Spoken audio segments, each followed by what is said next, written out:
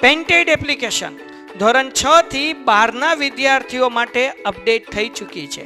આ એપ્લિકેશનમાં શું છે? બધા જ વિષયના વિડીયોઝ છે.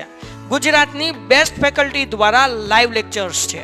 આઈએમપી પ્રશ્ન છે, ટેસ્ટ સિરીઝ છે અને ગુજરાતના તમામ વિદ્યાર્થીઓ સાથે તમે તમારી કમ્પેરિઝન કરી શકો છો. ગેમિફિકેશન છે અને બીજું ઘણું બધું. તો તમે એપ્લિકેશન ડાઉનલોડ ન કરી હોય તો ડિસ્ક્રિપ્શનમાં લિંક આપી છે. હમણાં જ પ્લે સ્ટોર ઉપર જાઓ અને એપ્લિકેશન ડાઉનલોડ કરો. ઘરે બેઠીને સરસ મજાનું ગુજરાતની જોરદાર ફેકલ્ટી સાથે ભણો, સારા માર્ક્સે પાસ થાઓ. કારણ કે આપણે ઓલરેડી બેટા ઓફલાઈનમાં પણ વિદ્યાર્થીઓ જો અત્યાર સુધી વિદ્યાર્થીઓ હતા, બરાબર ડન છે. એટલે બેટા જેટલું બને એટલું આપણે વહેલા જ કરીએ છીએ.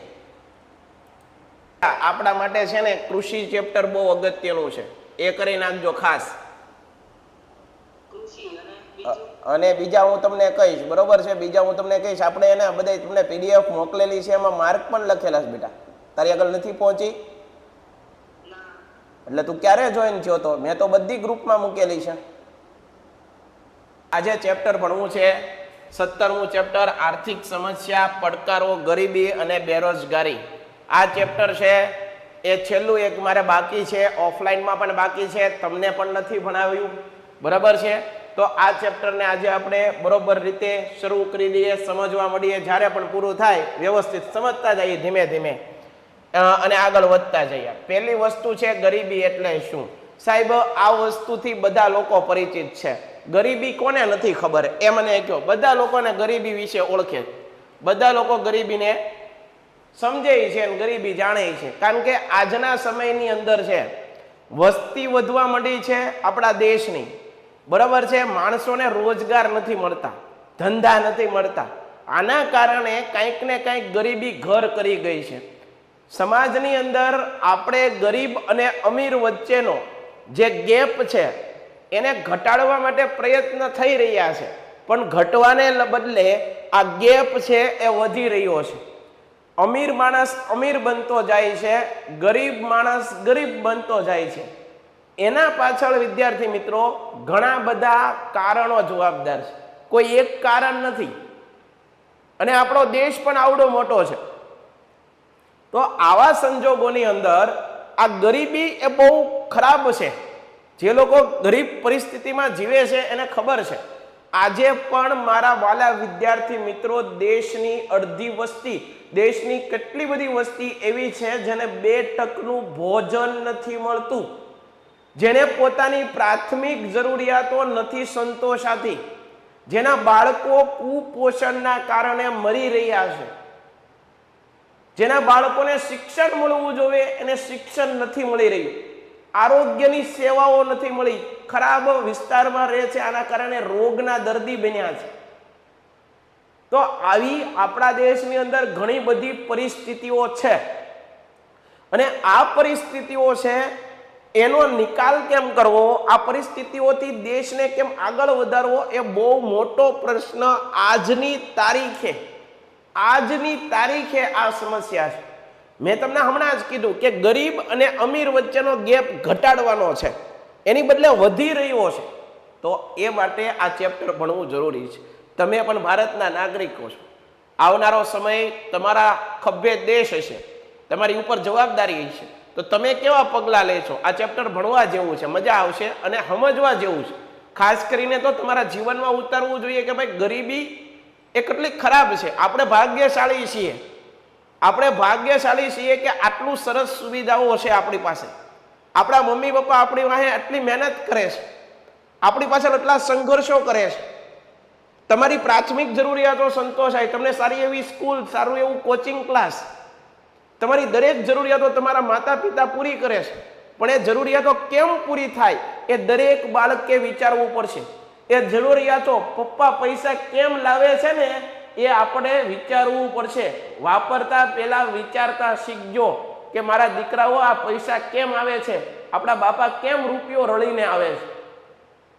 પૈસા ઉડાડવા એ તો બહુ હેલી વાત છે, પરંતુ એ પૈસા કઈ રીતે આપણા પપ્પા મજૂરી કરીને, બરોબર, પેટે પાટા બાંધીને, પોતાના શોખને નેવે મૂકીને તમારા શોખ પૂરા કરવા માટે આપણા મમ્મી, આપણા પપ્પા કેટલી બધી મહેનત કરે છે. એના પણ શોખ હશે, એ બધું ત્યાગી દે છે. કોના માટે? એના બાળકો માટે. બરાબર? તો દરેક બાળકે આ વિચારવું પડશે. હવે તમે મોટા થઈ ગયા, ધોરણ 10 માં આવ્યા છો, તમારામાં બધી સમજદારી છે. બરાબર છે? તો આટલું તમારે ગંભીરતાથી વિચારવું પડે. આજે આપણે આ ચેપ્ટરમાં ગરીબી વિશે વાત કરવી છે. પહેલું તો ગરીબી એટલે શું? ગરીબી રેખા હેઠળ જીવતા લોકો કેવા હોય, એના લક્ષણો કેવા? આપણે કહી શકીએ કે આ કુટુંબ છે, આ પરિવાર છે, એ ગરીબી રેખા નીચે જીવે છે. તેના કંઈક લક્ષણ હોય. લક્ષણો કેવા સાહેબ? પહેલું લક્ષણ તો હું તમને કહી દઉં, એની પ્રાથમિક જરૂરિયાતો પૂરી ન થતી હોય. પ્રાથમિક જરૂરિયાતો એટલે કેવી? રોટી, કપડાં, મકાન. સારું એવી એને અનાજ ન મળતું હોય, ખાવાનો 2 ટકનું ભોજન પણ ન મળતું હોય. રોટી, પછી કપડાં, પહેરવા માટે સરસ કપડાં ન હોય. બરાબર છે? રહેવા માટે સારી જગ્યા ન હોય, ઉકળામાં એવી જગ્યાએ, ખરાબ જગ્યાઓમાં રહેતા હોય છે. સારા એવા વાતાવરણમાં રહેવા નથી મળતું. આરોગ્યની સેવાઓ નથી મળતી. એના બાળકો ભણી નથી શકતા. તો આ બધી પાયાની સુવિધા છે, અને પાયાની સુવિધા જેને નથી મળતી એ ગરીબી રેખા નીચે જીવતા લોકો છે. જોઈએ જેમને ગરીબીની વ્યાખ્યા શું, ગરીબી એટલે શું, મારા દીકરાઓ એ સમજજો તમે.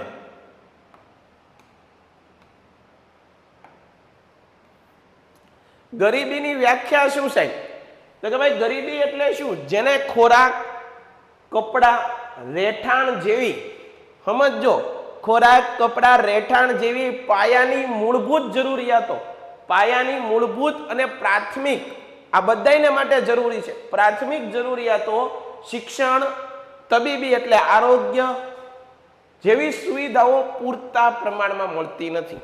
પાયાની સુવિધાઓ જેને મળતી નથી એને શું કહેવાય? ગરીબ કહેવાય. એને ગરીબી અથવા ગરીબ, આવી પરિસ્થિતિને શું કહેવાય? ગરીબી. રોટી, કપડા, મકાન, શિક્ષણ, આરોગ્ય, આ તો દરેકને જરૂર છે. આ પાયાની જરૂરિયાત છે. આઈફોન લઈ લેવો એ પાયાની જરૂરિયાત નથી. બરાબર? 2 લાખની 3 લાખની બાઇક લઈ લેવી એ પાયાની જરૂરિયાત નથી.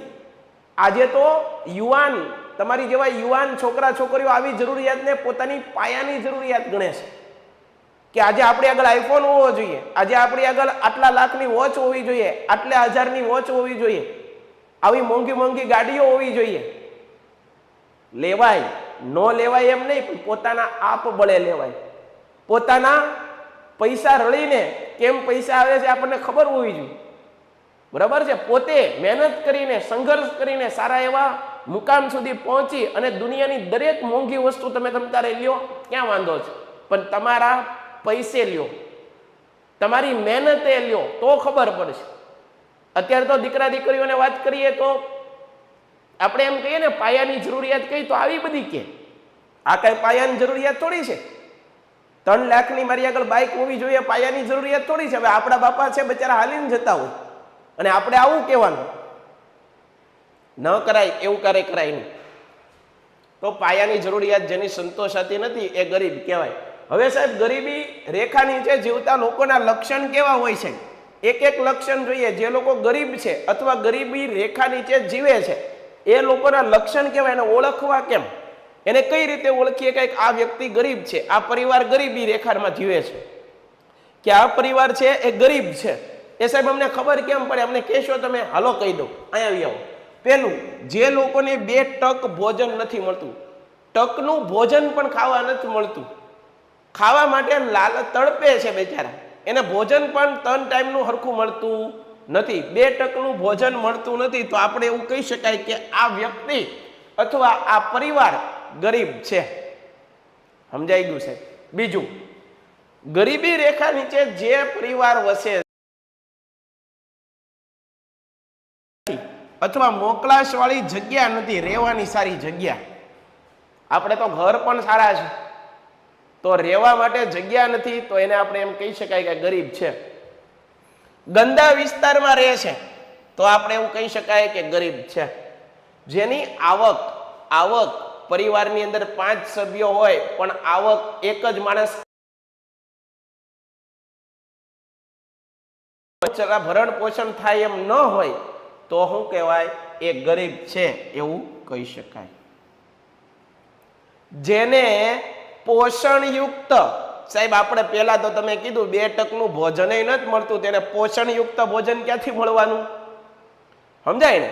તો 2 ટકનું પોષણયુક્ત ભોજન જેને નથી મળતું, બરાબર, પેટનો ખાડો પૂરવા માટે રોટલી નથી, એની આગળ જમવાનો નથી, તો એને શું કહેવાય? ગરીબ કહી શકીએ.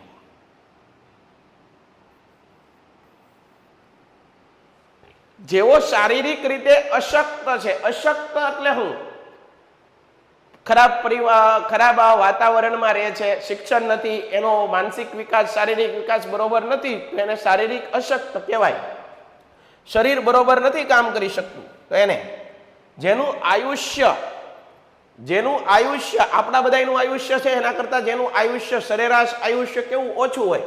ઓછું જ હોય ને ભાઈ, કારણ કે સારી જગ્યામાં રહેતા હોય, સારું ખોરાક ખાતા હોય, સારા વાતાવરણમાં જેનું લાલન પાલન થઈને મોટા થયા હોય, તો એના શરીર તંદુરસ્ત હોય, એનો શારીરિક વિકાસ સારો થયો હોય, માનસિક વિકાસ સારો થયો.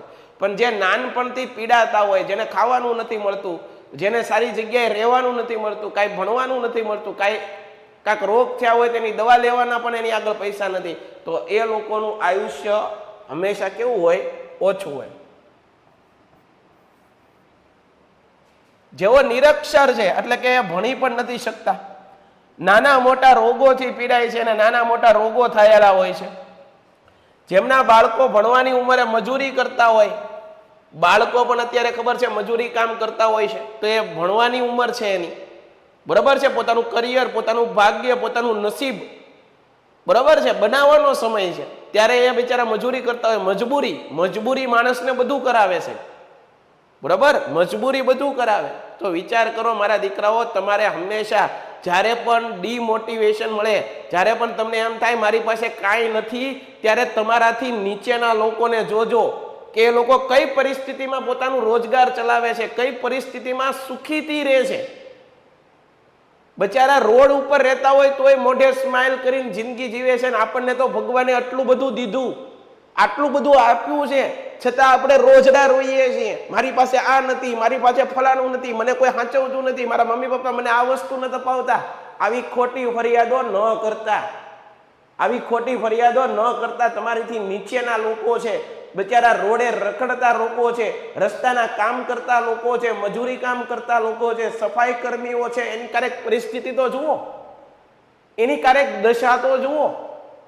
છતાં એ માણસ પોતે ઈમાનદારીથી કામ કરે છે, બરાબર છે, મજબૂરી વશ કરવું પડે છે, તો પણ એ કામ છે, હસતા હસતા કામ કરે છે. અને હું ને તમે, મારી પાસે ફલાણું નથી, મારી આગળ આટલી સુવિધા નથી, બરાબર છે, મારું કોઈ ધ્યાન નથી રાખતું, મારી આગળ એટલા રૂપિયા નથી, આમ નથી, ફલાણું નથી, કેટલા રોજડાઓ રોઈ છે.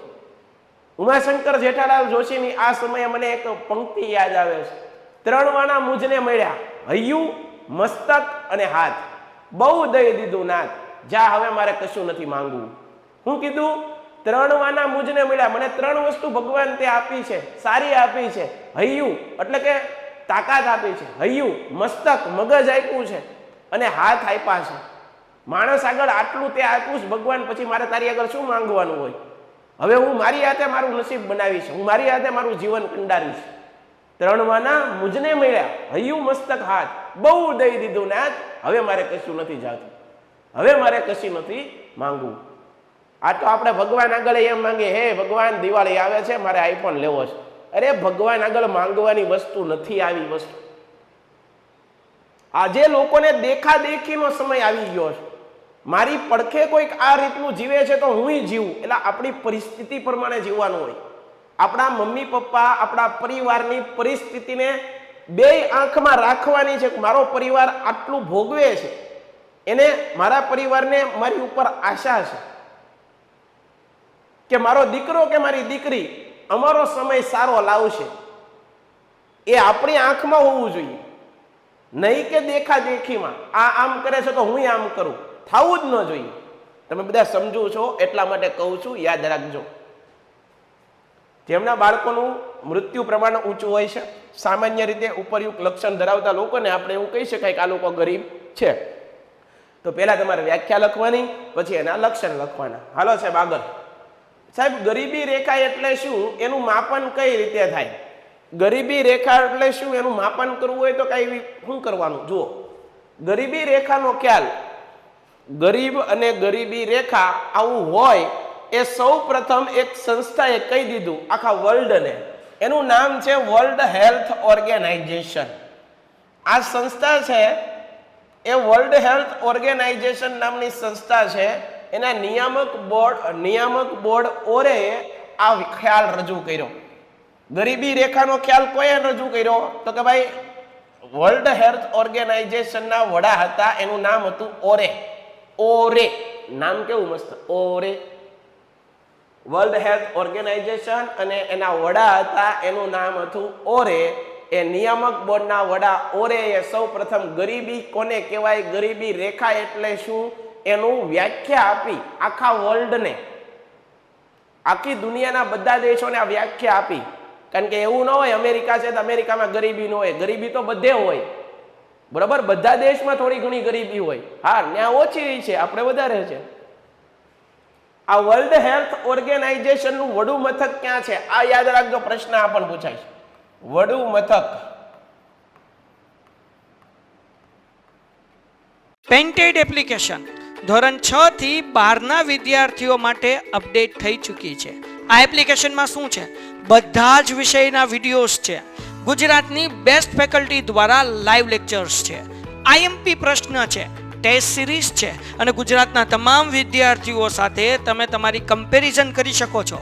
ગેમિફિકેશન છે અને બીજું ઘણું બધું. તો તમે એપ્લિકેશન ડાઉનલોડ ન કરી હોય તો ડિસ્ક્રિપ્શનમાં લિંક આપી છે, હમણાં જ પ્લે સ્ટોર ઉપર જાઓ અને એપ્લિકેશન ડાઉનલોડ કરો. ઘરે બેઠીને સરસ મજાનું ગુજરાતની જોરદાર ફેકલ્ટી સાથે ભણો, સારા માર્ક્સે પાસ થાઓ. જીનીવા સ્વિટ્ઝરલેન્ડ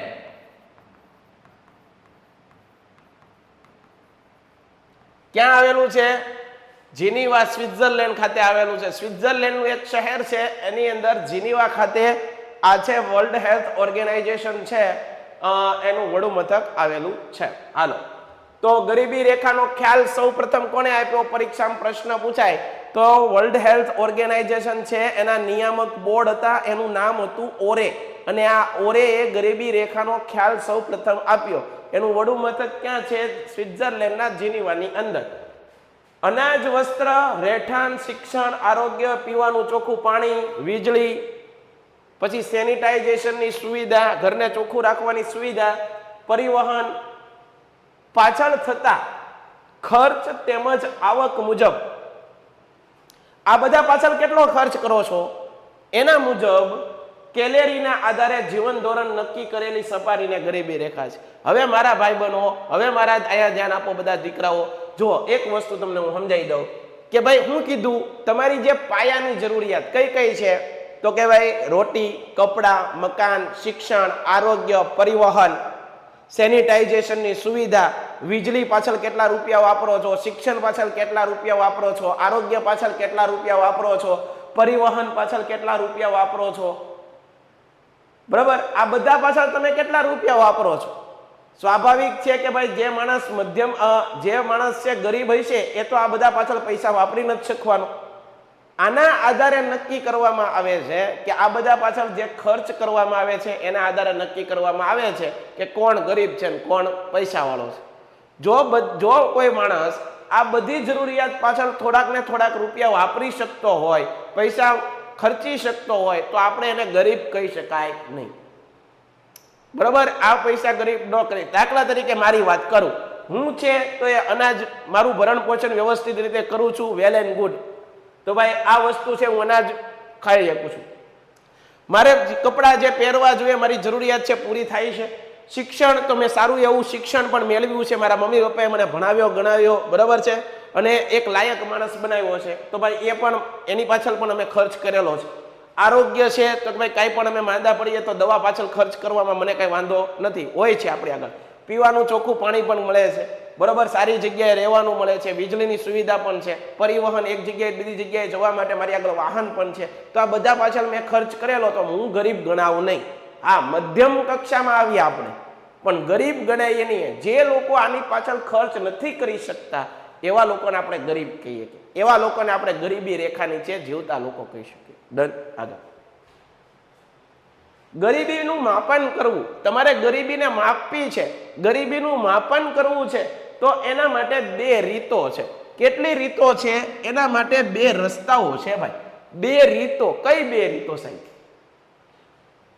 ગરીબીનું માપન કરવું છે તો બે રીત. કોઈ એક કુટુંબ દ્વારા, સમજો, કોઈ એક કુટુંબ દ્વારા, દાખલા તરીકે મારું કુટુંબ છે, એમાં 5 સભ્ય છીએ અમે. કોઈ એક કુટુંબ દ્વારા વિભિન્ન વસ્તુઓ કે સેવાઓ ઉપર કરવામાં આવતા ખર્ચના આધારે, મારો પરિવાર છે, બરાબર, મારા પરિવારની અંદર 8 થી 10 સભ્યો છીએ અમે કઈ વસ્તુ ઉપર વધારે ખર્ચ કરીએ છીએ? અમારે જે જરૂરી છે એવી વસ્તુ ઉપર ખર્ચ કરીએ છીએ કે મોજ શોખની વસ્તુઓ પર ખર્ચ કરીએ છીએ? એના આધારે નક્કી કરી શકાય. જો પાયાની જરૂરિયાતો પૂરી કરતા હોય ને તો એ માણસ છે, બરાબર, એ મધ્યમ કક્ષાનો કહેવાય. પણ જે માણસ છે પાયાની જરૂરિયાત કરતા બીજા શોખના વસ્તુઓ કરતો હોય તો એ માણસ ગરીબીમાં કહેવાય નહીં.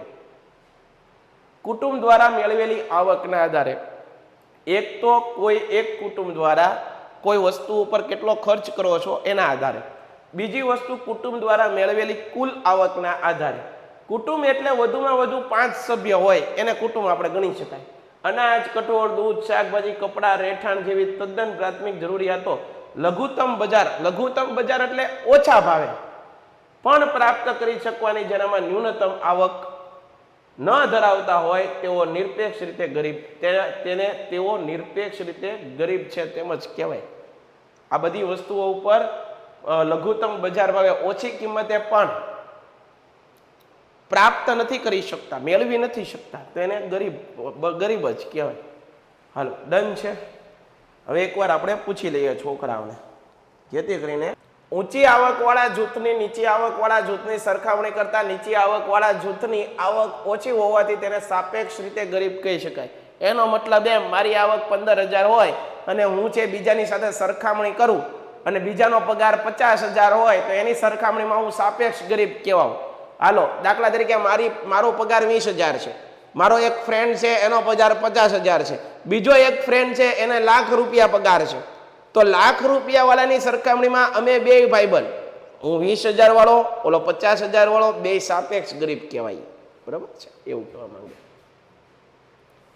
ઉદાહરણ તરીકે એ વ્યક્તિ છે એનો પગાર 10,000 છે, બી વ્યક્તિનો 20,000 છે અને સી વ્યક્તિ છે એનો 30,000 છે. અહીં ત્રણેય વ્યક્તિઓની આવક જુદી જુદી છે.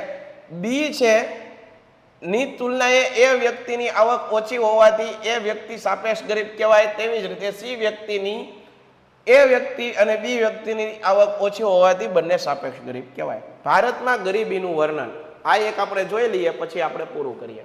ભારતમાં આયોજન પંચે 2011-12 ની અંદર ગરીબી રેખા નક્કી કરવા માટે ગ્રામીણ ક્ષેત્રે માથાદીઠ ખર્ચ 816 રૂપિયા છે, એટલે કે કુટુંબ દીઠ ખર્ચ કેટલો હોવો જોઈએ? 4,080. અને શહેરી ક્ષેત્રે માથાદીઠ ખર્ચ 1,000, એટલે કુટુંબ દીઠ 5,000 નું પ્રમાણ નક્કી કર્યું. આ આંકડામાં પડવાનું નથી, તમારે આ બધા કઈ લખવાના નથી. આ માપદંડના આધારે ભારતમાં 2011-12 દેશની કુલ વસ્તી 121 કરોડની વસ્તીમાંથી 27 કરોડ ગરીબ હતા, જ્યારે ગરીબીનું પ્રમાણ કુલ વસ્તીના 21.9% હતું. આ વાત છે 2011-12 21.9% ગરીબ. વિચાર કરો આપણા દેશની સ્થિતિ. વિશ્વ બેંકે ગરીબી રેખાના ધોરણ માટે 2012 ની અંદર 2008ના ભાવોએ માથાદીઠ છે ભાવોએ દૈનિક આવક $1.90 નક્કી કરી હતી. બરાબર, નક્કી કરી હતી. વિશ્વ બેંકે એક અહેવાલ મુજબ 2010માં ભારતની કુલ વસ્તીના 121 કરોડમાંથી 45.6 કરોડ લોકો ગરીબ હતા. એટલે કુલ વસ્તીના 32.7% લોકો ગરીબી રેખા નીચે જીવન જીવતા હતા. યુએનડીપીએ રિપોર્ટ આપ્યો. આ બધા ભારતનો આર્થિક જે બાબતો છે એના રિપોર્ટ છે, આપણે કામનું એટલું બધું નથી, ચિંતા ન કરો. યુએનડીપી 2015ના રિપોર્ટ મુજબ ભારતમાં ગરીબીનું પ્રમાણ કુલ વસ્તીના આધારે 21.92% હતું. તેમાં ગ્રામીણ ક્ષેત્રે ગરીબીનું પ્રમાણ 25.7% અને શહેરી ક્ષેત્રે ગરીબીનું પ્રમાણ 3.7%. એટલે કે દેશની કુલ 26.93 કરોડ ગરીબોમાંથી ગ્રામીણ ક્ષેત્રે 21.65 કરોડ અને શહેરી ક્ષેત્રે 5.28 કરોડ લોકો ગરીબી રેખા નીચે જીવન જીવતા હતા. ભારતમાં ગરીબીના પ્રમાણમાં આંતરરાજ્ય અસમાનતા પ્રવર્તે છે. ભારતમાં ગરીબાઈનું સૌથી વધુ પ્રમાણ, આ યાદ રાખજો, સૌથી વધુ પ્રમાણ છત્તીસગઢ રાજ્ય અને સૌથી નીચું પ્રમાણ ગોવા રાજ્યમાં જોવા મળે છે. ભારતમાં છત્તીસગઢ, અસમ, ઉત્તર પ્રદેશ, મણિપુર, બિહાર, અરુણાચલ પ્રદેશ, ઝારખંડ, ઓરિસ્સા વગેરે રાજ્યોમાં ગરીબીનું પ્રમાણ સરેરાશ 30%થી વધારે છે. ગુજરાતમાં ગરીબીનું પ્રમાણ 16. પેન્ટેડ એપ્લિકેશન ધોરણ 6 થી 12ના વિદ્યાર્થીઓ માટે અપડેટ થઈ ચૂકી છે. આ એપ્લિકેશનમાં શું છે? બધા જ વિષયના વિડીયોઝ છે. ગુજરાતની બેસ્ટ ફેકલ્ટી દ્વારા લાઈવ લેક્ચર્સ છે. આઈએમપી પ્રશ્ન છે, ટેસ્ટ સિરીઝ છે અને ગુજરાતના તમામ વિદ્યાર્થીઓ સાથે તમે તમારી કમ્પેરિઝન કરી શકો છો. ગેમિફિકેશન છે અને બીજું ઘણું બધું. તો તમે એપ્લિકેશન ડાઉનલોડ ન કરી હોય તો ડિસ્ક્રિપ્શનમાં લિંક આપી છે. હમણાં જ પ્લે સ્ટોર ઉપર જાઓ અને એપ્લિકેશન ડાઉનલોડ કરો. ઘરે બેઠીને સરસ મજાનું ગુજરાતની જોરદાર ફેકલ્ટી સાથે ભણો, સારા માર્ક્સે પાસ થાઓ.